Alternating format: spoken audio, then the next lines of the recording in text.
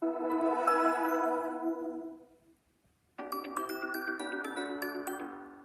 우리 마지막 타임 하겠습니다. 자, 496페이지죠. 자, 페미니즘. 자, 이 부분은 별표를 치시고 올해 좀 데뷔를 좀 잘해 두시고, 그리고 나온 지가 조금 한참 됐죠.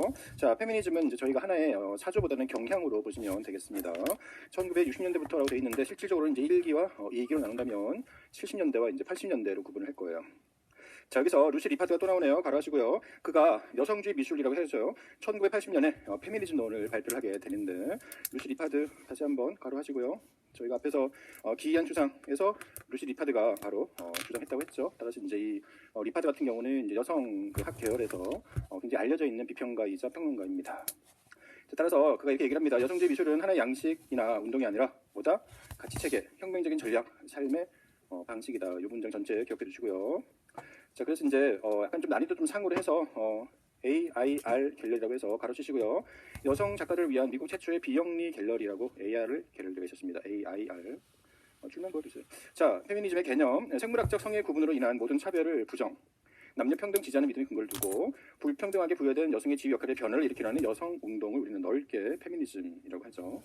한마디로 여성들의 권리 회복을 위한 운동이에요. 원래 이 말은 19세기 후반부터도 있었습니다. 대의적으로는 넓은 범위로는 사회 현상을 바라보는 시각이자 관점으로서 큰 어떤 세계관을 얘기하는 관점이고요. 저희가 그 박스에 보시면 교육과정에서 페미니즘 해가지고 2007 개정 교육과정 이후에는 이렇게 다루고 있어요. 여성의 정체성과 여성의 체험에 관련된 사회적 문제를 다루는 비평 관점으로 정의. 줄 보세요. 여성의 정체성과 체험 관련된 사회 문제를 다루는 비평적 관점. 자, 미술의 이해와 미술의 내용과 가치를 이해하는 데 있어서 성, 즉 젠더의 사회적 의미를 본질적 요소로 보는 인식하는 입장이다. 여기서 이제 성, 즉 젠더에 가로하시고요. 교육과정에서는 이렇게 별도로 페미니즘에 대해서 언급을 하고 있어요. 이 관점이 크게 변화가 없다라는 거. 자, 그래서 볼게요. 자, 이런 사회적 비평 관점에서의 페미니즘 시각이란, 자, 작품의 구조 특징과 조형성에만 초점을 두는 형식주의와는 달리, 이 문장도 줄 보세요. 자, 우리가 보통 페미니즘 하면은 상대적 관점에서 형식주의, 뭐 아까 저희가 포스트 미니멀리즘은 반 미니멀리즘적이었잖아요. 미니멀리즘이 아주 형식적인 대표적인 미술이니까.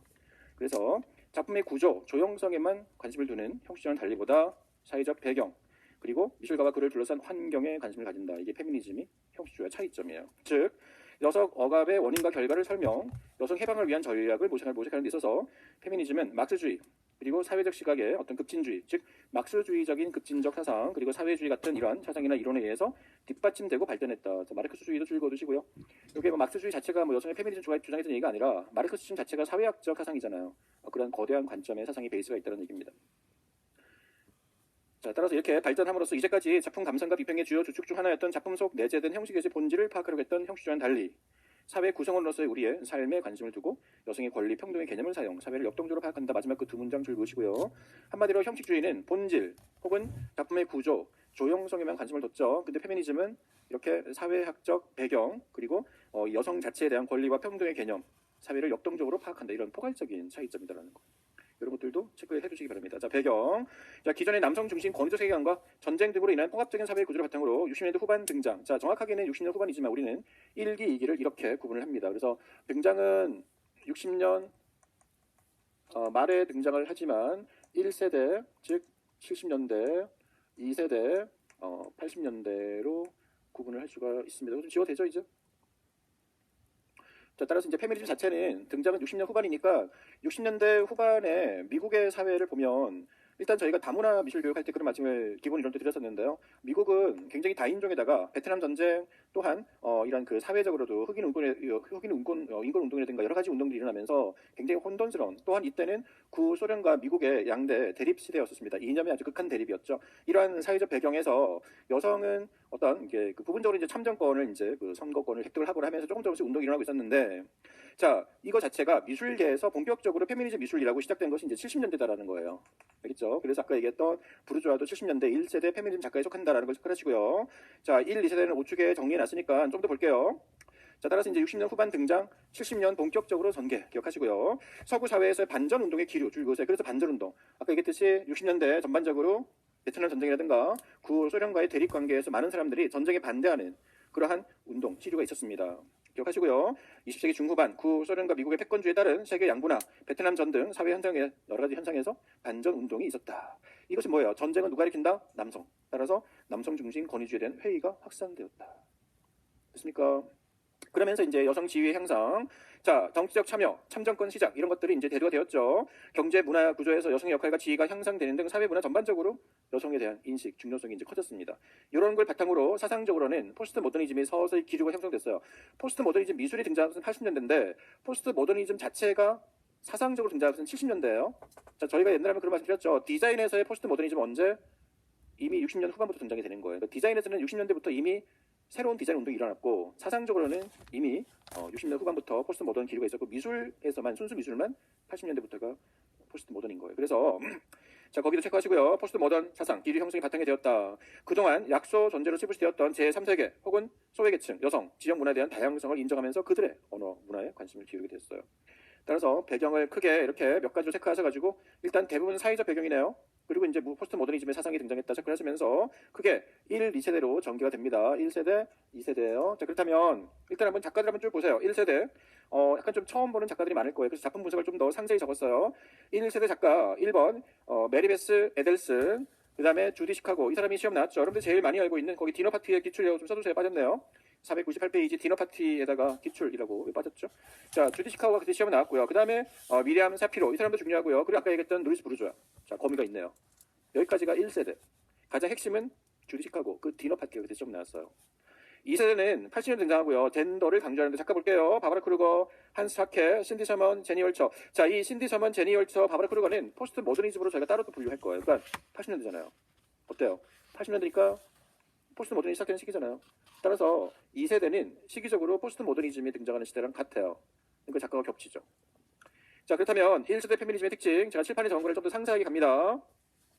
비평가 린다 로클린 줄 보시고요. 아까 페미니즘 자체를 전체적으로 크게 처음 제시한 인물은 루시 리파드였는데 1세대에서 페미니즘의 에세이를 만드는 사람이 나오는데 우리 옛날에 시험 나왔어요. 이것도 그때 이제 게릴라 마스크 쓰고 있는 고릴 마스크 쓰고 있는 거 있죠. 그거 시험 나왔었잖아요. 바로 누구? 린다 로클린. 바로 하시고 별표 외우세요. 린다 로클린이 쓴 유명한 에세이. 이것도 이름 길지만 외우세요. 왜? 위대한 여성 미술가는 존재하지 않는가. 따라서 1세대 이거 꼭 외우시기 바랍니다. 린다 로클린의 왜 위대한 여성 미술가는 존재하지 않는가라고 해서 질문을 던지는 거죠. 결국 무슨 말이에요? 미술사 역사에서 그죠? 유명한 박물관에 전시한 모든 역사를 연구해봤더니 여성 작가들의 작품이 정말로 극소수에 불과하더라 해서 그때 그죠? 그런 포스터도 만들어서 이제 작품을 전시하게 된 거였죠. 따라서 체크하세요. 71년 예술 잡지 아트 뉴스 1월 특집호에 발표했는데요. 여성 미술가의 차별을 역사적 구조적으로 고찰한 최초의 문건이다. 뭐가? 왜 위대한 여성 미술가는 존재하지 않는가? 누가? 린다 노클린이 쓴 몇 년? 바로 71년. 체크하세요. 따라서 이제 어떻게 보면 페미니즘의 미술 운동의 출발 선언문 같은 역할을 했어요. 그래서 이제 외워두실 필요가 있습니다. 기입형으로 외우세요. 자, 위대한 여성 미술가가 존재하지 않는 주 원인으로 뭐다? 중세부터 근대의 교육 차별과 기회 박탈이에요.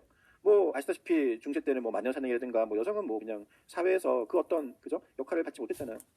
따라서 중세부터 근대까지 교육에 대한 차별 및 기회 박탈. 따라서 미술계에서도 그죠 여성들은 그죠 대부분 다 남성 미술가들에게 비해서는 상대적으로 굉장히 기회가 없었던 그런 상태였죠. 자, 남성 중심 미술가와 미술사와 역사 속에서 식민화되고 소외된 여성의 육체를 재구성하는 것에 관심을 두었다. 줄 그으세요. 이들의 관심은 남성 중심 미술사 속에서 소외된 여성의 육체 혹은 식민화된 여성의 육체 혹은 폭력에 억압당한 여성성 이런 것들을 주로 재구성했어요. 따라서 여성의 삶, 여성의 감수성, 남성에게 도구적으로 활용당하는 왜곡된 여성의 육체 이런 것들을 표출했어요. 됐습니까? 다 줄거두세요. 소재 특징이에요. 즉 여성적인 것의 본질을 강조하는 거예요. 즉 남성과 구분되는 여성성, 여성의 본질을 남성과 대조시키는 거죠. 여성성의 본질, 가장 여성다운 거. 남성과는 다른 여성의 성의 특징에 집중, 여성의 영역으로 간주되었던 수공예 줄그으세요. 그래서 이들이 택한 많은 기법 중에 수공예를 채택을 합니다. 여성성에 구분되는 것 중에 하나는 이제 수공예의 작업이었어요. 이게 뭐죠? 아까 얘기했던 페마주죠. 페마주. 이건 명칭으로 기억하면 되겠죠. 수공예 작업은 여성들이 하는 거잖아요. 자수, 바느질, 그죠? 이런 것들은 여성의 일이었습니다. 자, 체크하시고요. 이런 수공에 대한 재해석과 의미 부여를 시도, 섭리와 관련된 작업 다수 만든다. 여성적 성에 대한 새로운 표현을 시도, 과거 여성들의 수동적, 이성화된 이성 이미지들이 남성 관점에서 재현된 것이다 라는 이유로 거부합니다. 즉, 과거의 수동적, 이성화된 여성상들, 여성 누드, 아름다운 여성의 몸 이런 것들은 남성이 만든 거잖아요. 그들의 시각에 따라서 거부. 그 대신 남성적 관점의 여성 표현에서 벗어나 자신들의 육체를 강하고 건강하고 활력 있게 표현하는 것으로 묘사하는 거예요. 줄거세요 강하고 활력 있게. 어떻게 보면은 저희 아파트 봤던 나나 시리즈, 물론 그 사람은 1세대가 아니에요. 여기 속하지는 않습니다만 그런 경우도 이쪽에 속하죠. 자신이 해석한 여성의 모습이잖아요. 건강하게 표현했잖아요. 대표적인 작가 조금 이제 어렵습니다만 에델슨. 자, 우리가 이제 메리베스 에델슨이라고 하는데 줄여서 에델슨은 미국 여성 페미니즘 미술 작가로 여성의 부상을 주장을 합니다. 라이징이라고, 우먼 라이징. 줄거세요. 1년에 누드 사진 콜라주 및 행위예술을 하는 작가예요. 자, 기존의 명화를 줄거세요. 명화를 차용해서 패러디합니다. 유명 여성 작가들 얼굴로 바꿔서 콜라주하거나 이런 행위예술을 하거나 조형하는 이런 작업으로 70년대 페미니즘을 주동하는데요. 신화 속에서 잊히거나 부수적 존재로 소외된 여성들의 힘을 부각하려고 퍼포먼스와 사진 작업을 병행한다. 그래서 밑에 딱 조판 보자마자 원작이 떠오르나요? 첫 번째 작품, 현존 미국의 몇몇 여성 작가들이라는 콜라주 기법인데요. 이거 뭐예요? 보나마나 다빈치의 최후의 원천이죠. 오른쪽은요. 가부장제의 죽은 콜라주. 이거 어디서 많이 본 거 같지 않나요? 이게 뭐예요? 렘브란트의 바로 회부학 강의. 그죠? 둘 다 이 작가의 특징, 기존의 명화를 차용해서 얼굴을 여성 미술가들로 바꿔서 기법 콜라주. 그러니까 이거는 옆에 써두세요. 만약에 기법 두 가지를 대라 그러면 하나는 패러디라는 기법을 쓴 거고요. 두 번째는 직접적인 기법은 콜라주죠. 둘 다 기법이니까. 그죠? 사진 콜라주고 패러디를 한 거예요. 자, 설명 보세요. 첫 번째 작품. 다빈치의 작품 속에 예술가 사도들을 미국 여성 작가를 대체한 거예요. 패러디 콜라주다. 조지 오키프를 예술 자리에 놨고요. 헬렌 프랭크 텔러와 루이스 브루즈와 오노 요코 등을 사도 자리에 앉히고 테두리에 69명의 얼굴을 이름과 함께 배치. 70년대 미국 페미니즘 미술운동의 예술적 출발 선언적 작품입니다. 거기에 다시 한번 별표를 치세요. 이 작품이 어떻게 보면 1세대 페미니즘의 출발로서의 의의가 좀 크다. 남성 작가가 전유한 위대한 예술과 종교로 상징되는 성차별에 대한 전복적 해학적인 예술적 도발이다. 그러니까 종교도 어떻게 보면은 대체로 주인공들이 대부분 남성이잖아요. 이런 거에 대한 도전을 하는 거예요. 보수 종교회가 엄청나게 비판을 했겠죠. 당연히 포스터로 인쇄돼서 70년 대표적인 페미니즘 문화 상품 중 하나로 소비될 정도로 이거는 포스터로 대량 생산됐어요. 마구마구 팔렸다라는 거죠. 두 번째 작품. 자, 다빈치의 패러디 작품과 자매작인데요. 렘브란트의 니콜라스 박사의 해부학 강의를 같은 방식으로 역시 만들었어요. 자, 작품 속에 니콜라스 박사 자리에는 자신의 얼굴을 넣었고요. 시신의 몸에는 가부장제라는 명찰을 붙여놨어요. 그러니까 가부장제라는 것을 이제 해부하는 거예요. 시신을. 재밌는 콜라주 작업입니다. 다음 페이지. 주디 시카고 별표. 역사와 문화에서 여성의 역할을 감찰하는 이미지 제작에 관한 대형 협업 미술품을 만드는데요. 서구 사회의 가부장적 지배에 희생당한 여성의 삶을 설치 미술로 표현하는데 사실 이념들은 대부분 비슷하니까 굳이 이 페미니즘의 이념을 뭐고 따로따로 외우지 마시고요. 결국은 다 1세대는 같은 이념이에요. 표현 방식과 매체가 다를 뿐이에요. 자, 이 사람은 크게 전반기, 중반기, 후반기 나누는데 워낙 대표적인 작가니까. 그러니까 아까 앞에서 봤던 에델슨이 출발점이다. 에델슨이 출발점이라 본다면 이 사람이 대표적인 작가라고 보시면 되겠는데요. 전반기에는 자 50년대 후반부터 70년대 전까지는 남성 중심 사회 분위기에 반기를 들면서 동료 여성들과 함께 수공예 같은 여성들 기법 뭐다? 다시 한번 읽으세요. 바로 페마주 시리즈.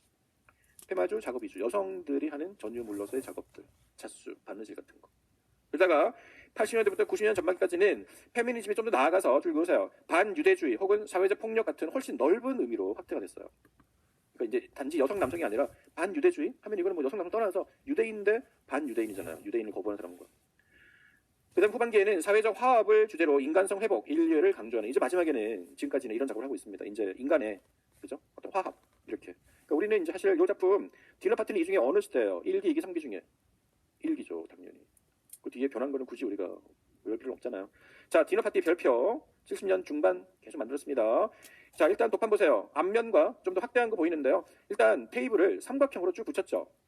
그죠? 그리고 우리 아까 이트 아트처럼 되게 비슷하지 않나요? 뭔가 음식 테이블이 있고요. 근데 그 위에 접시가 음식들이 담겨 있는데 아까 봤던 그 진짜 먹던 그 이트 아트의 음식하고 좀 달라 보이죠? 뭔가 의미가 있어요. 보세요. 자, 설명. 여성의 어감 역사를 집약한 작품인데요. 삼각형으로 차린 대형 테이블에 초대받은 여성들 이름을 자수로 새겼어요. 자, 자수 여기 나오네요. 페마주. 접시에는 여성 성기 모양에서 영감을 얻은 다양한 그림들을 그려모았어요. 이게 여성 성을 상징하네요. 바닥에도 수많은 여성의 이름들을 다 새겼다. 자, 초대받은 여성 및 바닥에 새긴 여성명은 모두 인류 역사에 주목할 만한 여성들인데요. 아주 그러니까 미술 가만히 있는 게 아니라 그냥 모든 세계 문화 역사 다 있어요. 이집트 여왕도 있고요. 그리스 시인도 있고 문인인 버지니아 울프까지 모든 이 작가가 선별한 대부분의 유명했던 인물들, 여성 인물들 999명의 이름들을 다 바로 페마주로 새겼다. 배열한 여성 성기의 만찬은 여성의 신체가 곧 여성의 삶과 정신의 토대다라는 점을 각인하려고 그렇게 이제 부각을 시킨 여성의 몸 모양으로 만든 거예요. 이런 작품들. 따라서 이거는 일단 설치 미술이죠. 그리고 구체적인 기법은 페마주. 그죠? 그리고 이제 이념들은 지금 얘기한 대로 이렇게 돼 있고 만약에 이 작품이 시험 나온 거니까 시험 나온 작품들을 이렇게 구체적으로 풀어줄 수 있어야 돼요. 여기 나와 있는 문장들, 그죠? 테이블을 삼각형으로 모았고 거기에는 여성들 이름을 바닥하고 자수를 새겼고 이런 거 다 쓸 수 있어야 돼요. 알겠죠? 네, 그렇게 해서 이제 이 작품이 갖는 의의, 바로 70년대 1세대 페미니즘을 가장 대표하는 작품입니다. 아까 그 앞에 게 출발점이라면. 됐죠? 자, 그다음에 이제 미리엄 사피로. 이 사람 역시 페마주 작업의 창안인데요. 어떻게 보면은 이 사람이 좀 더 페마주를 먼저 했다라고 보시면 돼요. 그래서 좀 전에 디너 파티도 페마주지만 페마주에다 설치를 한 거잖아요. 근데 이 사람은 좀 더 직접적인 페마주. 옆에 덮한 보세요. 자, 정말 아기자기한 무슨 손수건처럼 보이기도 하고요. 천인데 아주 장식적인 천으로 보이기도 하네요. 설치도 있습니다만, 자, 캔버스 위에 천 꼴라주 되어 있는 그 오른쪽 두 개의 작품들을 별표를 치시면 대표적인 작품이 이런 것들이에요. 보통 천에 정말 우리 어머니들, 여성들 막 그런 바느질하면서 이제 자수하듯이 아름다운 장식 만들었습니다. 자, 설명 보세요. 페마주의 창안, 미리엄 사피로입니다. 여성적 꼴라주라는 의미의 페마주. 이거 줄 보세요. 이 페마주가요. 여성적 꼴라주를 영어로 보시면 피메일, 그죠? 페메일 꼴라주잖아요. 그래서 줄여서 페마주인 거야. 피메일이 여성이잖아요. 그죠? 따라서 줄임말이 페마주, 그게 페마주예요. 꼴라주의 라주, 팸의 팸, 페마주를 창한 순수미술과 장식미술인 수공예 사이의 이분법 구별과 위계를 비판, 숨겨졌던 여성들의 역사를 찾으려고 했다. 장식적인 패턴, 직물을 사용한 여성적 공예 기법으로 남성 우월주의에 대항했고요. 저급 미술로서의 공예에 대한, 그 당시까지만 해도 공예는 그냥 뭐 좀 낮은 수준의 예술, 뭐 하나의 그런 실용적인 미술이었죠. 이거를 끌어올렸어요. 즉 시각을 전환시켰다. 예술적으로 올렸다. 자, 그의 대표적인 홈 하우스라는 작품들이 이제 그 설치되어 있는데요. 요건 이제 주디 시카고와 협업한 거예요. 오른쪽에 설치 있죠? 주디 시카고와 함께 공동 작업으로서 참여했는데요. 자, 미술계에서 최초로 여성의 관점에서 기획된 설치 미술이다. 줄 그으세요. 이거 줄 그으시고요. 이 사람이 미리엄 사피로가 주디 시카고와 함께 미술계 최초 여성 관점에서 기획된 설치 미술 가로를 제작했다 하고 오른쪽에 그 사진 작품 설치를 보여줄 거예요. 그리고 이제 제목 혹은 시리즈 제목이 뭐냐? 그러면 뭐예요? 우먼 하우스라고 쓸 수 있어야겠죠. 이런 경우는 난이도 최상. 근데 근거 없진 않죠. 왜? 시카고가 나왔으니까. 그러면은 아까 그런 관점에서 인접된 또 다른 관점에서 같이 협업했던 건데 최초 의의가 있잖아요. 제가 최초, 뭐 유일, 뭐 현존하는 뭐 대단한 가장 큰 이런 것도 제가 무조건 외우라고 했죠. 그런 면에서 이거는 외워두세요. 옆에 있는 그룹판과 함께. 난이도 상다리는 제가 딱 집어서 외우라고 할 겁니다. 지금은 힘들어도 자꾸 모아두셔야 돼요. 이런 게 하나 나오면은 정말 걸리는 거잖아요. 1점짜리면 다 틀릴 텐데 나는 맞추는 거 아니야. 그죠? 자, 이거 설명 보세요. 자, 집을 통한 여성 이미지가 어떻게 상징화 될 수 있는지를 실험한 건데요. 이를 통해 자신들의 새로운 의식을 구축한다. 여성 신체와 여성 생활의 전면인 집을 통해 한정된 공간에서 여성이 느끼는 작은 경험을 표현, 여성적 감성에 기초한 작업들이 구체화되고 있다. 전체 박스 별표 치시는데 오른쪽 덮판과 함께 옆에다가 나중에 제가 비교를 한번 해드릴 거예요. CF라고 하시고요. 서도호의 집 시리즈라고 한번 적어두세요. 그 작품 옆에도 괜찮고요. 아니면 여기 우먼하우스. 서도호 씨가 누구죠? 서도호. 서세용 아들 서도호. 교과서에는 항상 뭘로 나오죠? 바로 현대미술에서 한국 현대작가 중에서 전 세계적으로 백남준 다음으로 유명하다고 알려진 작가잖아요. 이 사람이 이제 집 시리즈 가지고 실크로 자기가 거주하던 집들을 뜨는 작업을 해서 실크 천으로 큰 대형 실물 크기의 천으로 뜬 집을 전시장에 이제 천장에 매달아 놓잖아요. 요런 집과 요 집을 비교했을 때 이 집은 근본적인 삶의 거주 공간의 집으로서 작가가 느꼈던 집을 표현한 거고, 요거는 여성의 시각에서의 그 집을 얘기하는 거예요. 그런 같은 소재인 집이라는 거에 대한 해석의 차이를 보여주고 있는 거예요. 자, 그 다음에 루이스 부르주아. 아까 얘기했으니까요. 지금 거기에 대한 설명 중에서 아까 겹치지 않는 거 보시면 일단 구분하세요. 아까 그 작업도 일종의 페미니즘 작업이에요. 다만 그 작업에서는 젠더라는 느낌이 좀 더 강했다고 했었죠. 됐죠? 자, 루이스 부르주아. 직접적이고 도발적인 성을 드로잉이나 라테스 조각으로 표출한다. 일명 고백예술 줄 그으세요. 자, 고백예술. 고백하다. 그죠? 컴패셔널 아트. 요거는 뒤에 YBA 그룹 중에 여성 작가도 고백 예술을 하는 작가가 있어요. 같은 이름이 나올 텐데요. 자, 이 창립자는 이 사람입니다. YBA에서 나오는 고백 예술을 했던 인물 여성 작가는 이제 요거 영향을 받은 거고요. 주로 라텍스를 이용한 작품을 많이 제작했는데요. 요게 이제 고백 예술에 불린 이유는 자신의 어릴 적 그런 경험들, 아팠던 상처들을 그대로 고백하듯이 작품으로 만들었잖아요. 아까 봤잖아요. 그죠? 아버지가 바람이 나고 또 이런 것도 표현했잖아요. 주로 라텍스를 이용한 작품을 많이 만들었고요. 그 외에 석고, 대리석, 유리같이 물건들을 재료를 구분하지 않고 많이 쓰습니다. 제재는 대부분 뭐다? 소재 주제는 배신, 복수심, 불안, 집착, 공격성, 불균형, 고독, 모성애 등등이었는데 전부 자신의 경험, 즉 이런 것들을 고백하듯이 만든 거예요. 자, 그 대표적인 바로 마망이에요. 그 작품. 이게 이제 보통은 이름이 엄마라고 돼 있는데 풀이하자면 마망이 엄마잖아요. 그죠? 원작은 1999년 강철과 대리석으로 거미를 형성한 것이나 2003년에 6개의 청동으로 주죠. 그러니까 여러분들이 이게 정확하게는 원작은 이 강철 용접 작품이에요. 대리석 위에다가 올려놓은 철 용접인데 그거를 6개로 브론즈로 뜬 거야, 원작을. 그래서 지금같이 청동돼 있잖아요. 얘는 이제 기법이 주조, 캐스팅한 거죠. 근데 원래는 이게 원작은 강철 용접 조각이었습니다. 요게 지금 전 세계 여러 지역에 있죠. 우리나라에 어디 있어요? 삼성 니온미술관 거기 마당에 있죠. 그죠? 이렇게 해서 이제 이 장소 특정형 미술이 돼버렸잖아요. 자, 그 외에 낸시 스메로, 남성들 모습을 라텍스로 만들어 가부장 세계에서 가치관을 표현한 낸시 스메로도 있고요. 한나 윌케, 라텍스나 고무 사진 등으로 여성 육체의 건강성을 표현한 사람, 그 다음에 해먼드, 다양한 작품에 고무를 입히고 넉마 천으로 싼 조각 표현, 이런 사람들이 있었다 해서 뭐 낸시 스메로, 한나 윌케, 해먼드는 그냥 줄만 그어두시고요. 여러분들이 이제 여기 있는 이 부르조까지 4명을 보다 더 정확하게 다 암기를 하시고 잘 암기가 됐다 하면 나머지 작가들은 그냥 똑판들만 하면서 검색해도 뭐라 괜찮습니다. 자, 이제 2세대 페미니즘이에요. 자, 2세대입니다. 80년대 등장을 합니다. 따라서 포스트 모던 미술하고 겹칩니다. 자, 젠더 기억하시고요. 사회적 성을 강조, 여성의 성을 해체한다. 이제 남성과 여성 구분 그만하자. 다 같은 사회 입장에서는 다 같은 성이야. 남성, 여성이 아니라 젠더라고요. 우리는 모두 다. 됐죠? 따라서 남성과 자꾸 구분해서 여성성을 언급하는 것 자체가 또 다른 구속이지 않느냐라고 보는 거예요.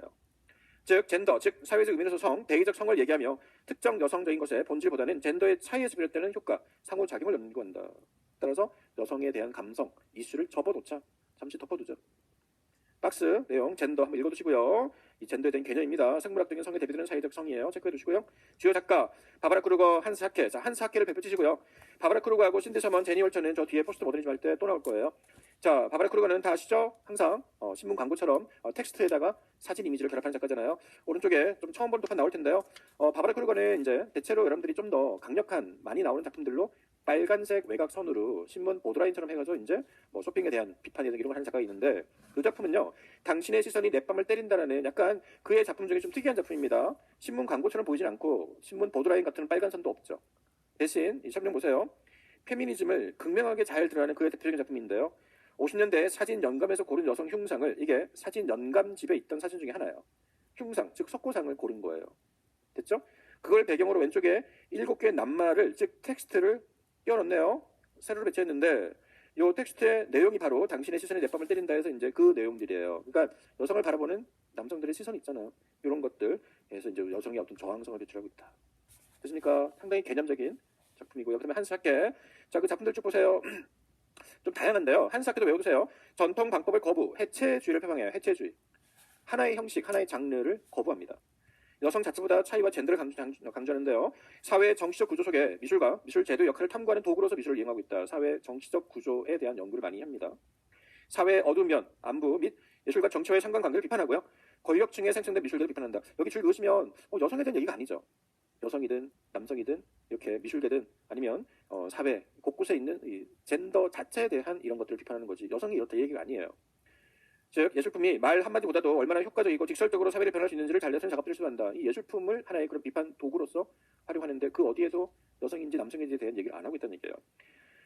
황금적 또는 교환 과투로부터 독립된 순수한 미적 가치의 자율성에 이의를 제기하며, 다시 얘기하면 우리가 작품을 만들면 보통 이제 돈으로 사고 팔고 하면서 황금하려고 하잖아요. 유명한 작품들은. 그런 것에 대해서 이의를 제기하며 구미와 유럽의 미술관과 대기업, 미술계와 정치 권력의 연료 등을 파헤치고 나아가서는 환경학적 작업을 하는데 여기에 줄 그으세요. 구미나 서구 유럽의 미술관 대기업들이 미술계와 관련을 맺고 있는 그 정치적 연루성에 대해서 비판을 하고 파헤치는 작업들. 여기에는 뭐 유명한 여성 작가든 유명한 남성 작가든 관련된 정치적인 어떤 이런 연루되어 있으면 다 같이 공격받는 거죠. 뭐 남성이어서 공격받는 게 아니라는 거야. 이해되시죠? 네, 그런 점에서 밑에 있는 작품들은 공통점 안 보입니다만 대체로 설치가 많고요. 대체로 다 이렇게 쇼핑 카트에다가 성적인 마크를 막 가득 담아놨는데 이런 것들도 굉장히 아주 정치적입니다. 상당히 정치적인 얘기를 많이 하는 작가예요. 힌트 선물은 아시죠? 네, 자기 얼굴 분장하고 우리 뒤에 또 나올 거예요. 제니 월처는 네온판을 이용한 이 사람들은 전부 다 여기에 속한다고 보시면 되겠습니다. 그래서 우주 페이지에 제니 월처의 바로 네온 섹시 작품 당신은 보호받고 있는가 혹은 보호하고 있는가라는 것도 여성인지 남성인지가 아니라 그냥 젠더 자체에 대한 보호성에 대해서 네온아트 설치 작품이에요. 네온아트. 자, 전반적으로 이제 이렇게 분리했는데요. 그렇다면 이러한 페미니즘 미술은 자, 새로운 성에 대한 담론과 가치를 전했다라는 점 기억하시고요. 서구 미술사가 여성의 육체와 신체 작용에 대해서 여성 혐오적 태도 혹은 남성에 대한 정치적 목적의 활용을 보이는 것은 대조된다. 크게 기억해두세요. 이제 페미니즘 자체의 이제 큰 의미입니다.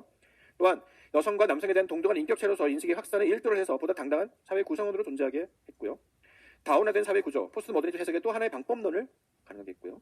자, 오늘날 여성 해방 운동이라는 용어로 대체되어서 정적인 페미니즘 용어를 넘어 억압과 해방이라는 개념을 사용해서 더욱 역동적인 사회상을 드러냈다. 그래서 마지막에 별표를 치세요. 그거 생태 여성주의. 요즘에는 이렇게 부릅니다. 생태 여성주의. 이거 가로치고 외우세요. 생태 여성주의는 페미니즘보다 좀 더 진화된 요즘 개념이에요. 생태 여성주의란 줄 그으세요.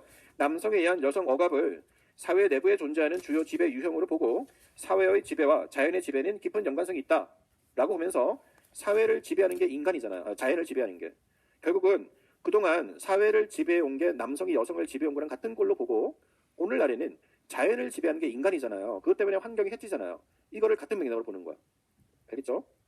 자, 그래서 여성의 억압에 대한 페미니스트의 입장이 다양하기 때문에 여성의 지배와 자연의 지배의 관계에 대해서도 다양한 입장이 있을 수 있다 해서 일부 작가들은 바로 이거를 자연을 지배하는 인간의 환경 오염도 결국은 넓게는 생태주의 입장에서 보면은 페미니즘과 같지 않느냐, 여성 생태주의로 볼 수 있다, 생태 여성주의로 보는 거예요.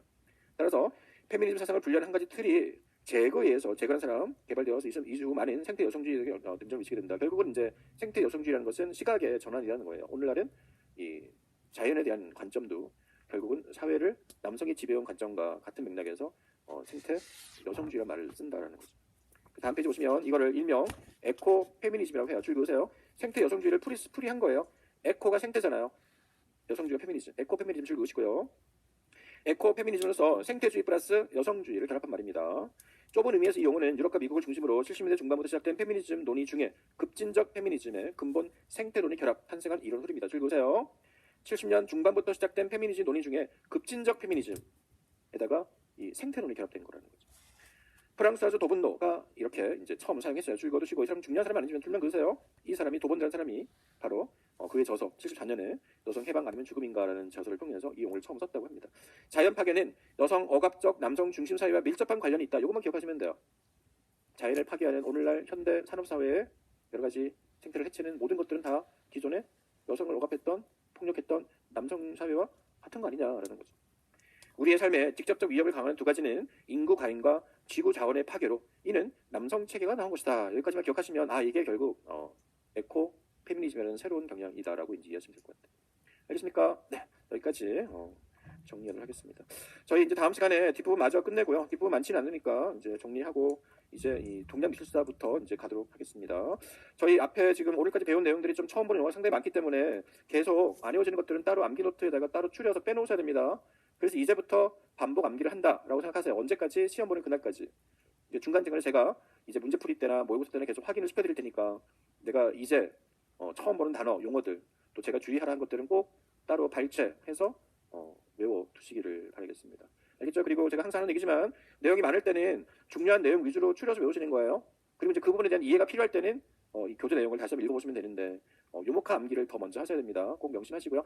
자, 우리 부산 대구 수강생들 수고하셨고요. 우리 이제